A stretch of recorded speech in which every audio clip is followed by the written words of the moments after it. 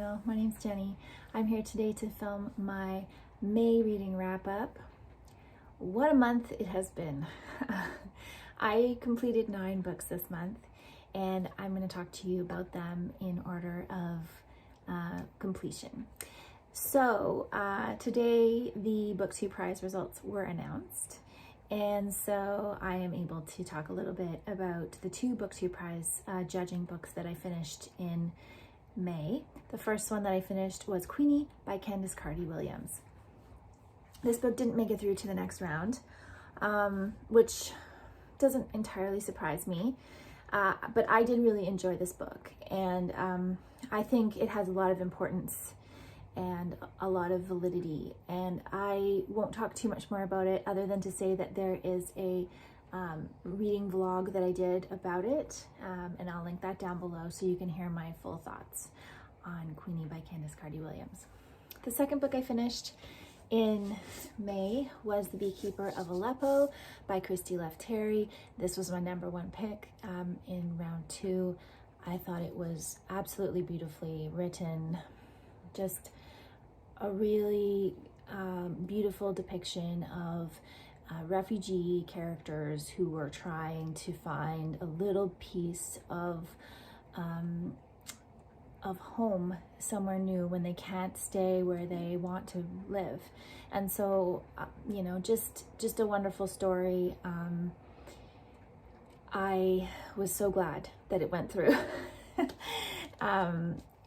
to the next round, because I think this could definitely be a contender for #1 in my opinion. So there we go. Okay, so for my other reading, I read 4 books for the Asian readathon. The first book I finished was Song of the Silk Road by Mingmei. I did a Asian readathon vlog, which I will link below, where I talk more about this book in detail, but overall it didn't really work for me. I was looking for something that was more of an adventure story, maybe kind of a personal discovery story, and what it ended up being was much more of a kind of amalgamation of mystery, romance, throw in a little bit of adventure, throw in a little bit of religion, throw in a little bit of everything in the kitchen sink. So it just was a bit too all over the place for me. I just didn't overall enjoy it very much. The next books I finished for the Asian Readathon was the Stories of Your Life and Others by Chiang, and I listened to this on audio.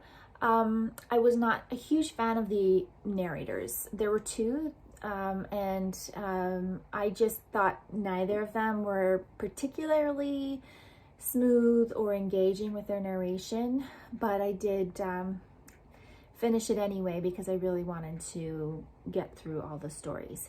As I said, I talked about that one as well in the Asian Readathon vlog, but as I said, the stories were very science-based. So if you really like the science and science fiction, then I would recommend Chiang to you. For me, I like more of the characters and the ideas than necessarily getting into the nitty-gritty science. So there were a few stories that I really enjoyed, and then there were a few that for me just kind of went over my head and I just didn't enjoy as much. So the other 2, I'll just finish up the Asian Readathon reads first.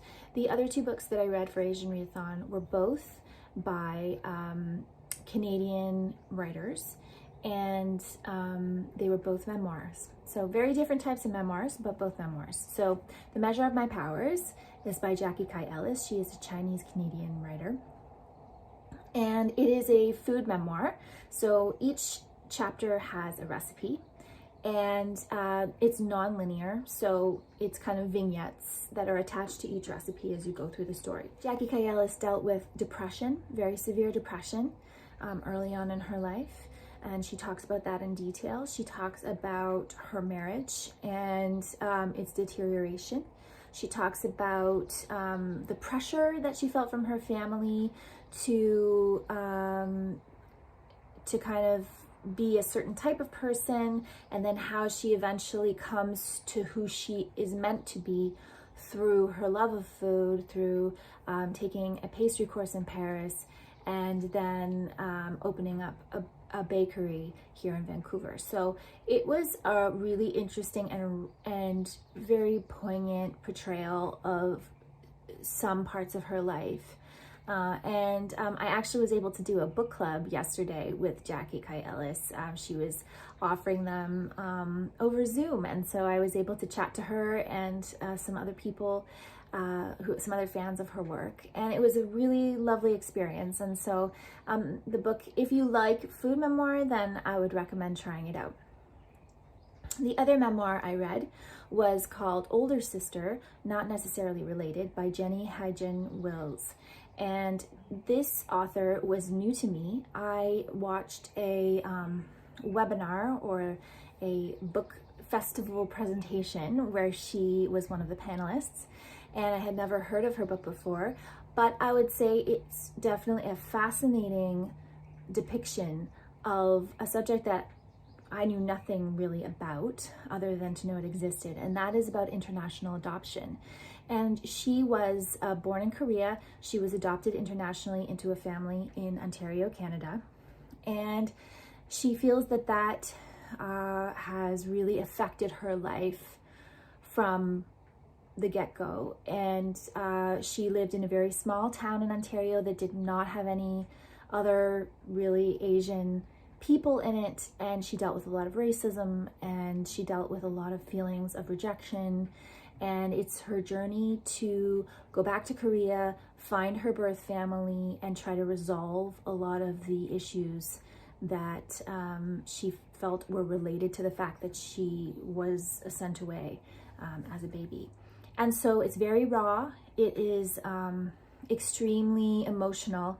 And I would say that I really thought that it started off very strong. In the middle, she started to get a little bit scattered. So the structure started to jump more. There was a lot more of her personal angst, which I think was good because it's a very personal and detailed part of her life that she's trying to convey. But at times, it just felt a little bit disjointed. I think perhaps in the editing, something could have made that a bit smoother. But overall, I think her perspective and what she shares in that book is very, very important, because I don't know how often people think about the ramifications of international adoption, especially on the children themselves as they grow, how they feel they belong in this new country, being raised by white parents when you are of Korean descent.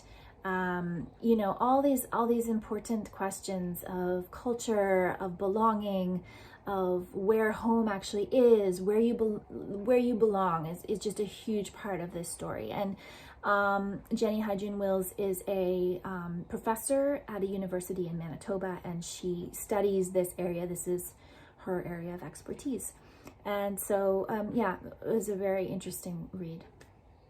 I finished Emily's Quest by L.M. Montgomery in May, and I thoroughly enjoyed it. It's such a lovely, lovely book. I'm going to talk more about it when I do my 5-star predictions wrap-up video. And another book that is included in that is Frog Music by Emma Donoghue. I was able to find it on audio and was so thrilled because that was one book that I was waiting to get from the library, and the library is still not open. So I listened to that on audio as my second audiobook of the month, and I have to say that the story was fantastic. The narrator did a pretty good job. It's a complicated book to narrate on audio because it has a lot of singing in it, a lot of song references. It has a lot of French words because both of the main characters are of French descent or from France and living in San Francisco. And I thought it was an excellent, excellent depiction of female friendship, San Francisco, post-gold rush, how it was developing. It's set in Chinatown in San Francisco, the kind of relations between different types of immigrants, and following a dancer, a prostitute, someone who makes her money with her body.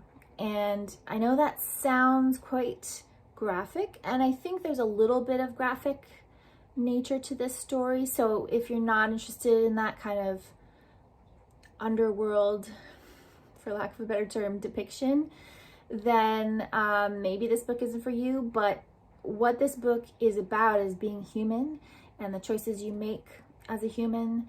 And I think it was just so well done. I'm a big Emma Donoghue fan. So those were the books that I read during the month of May.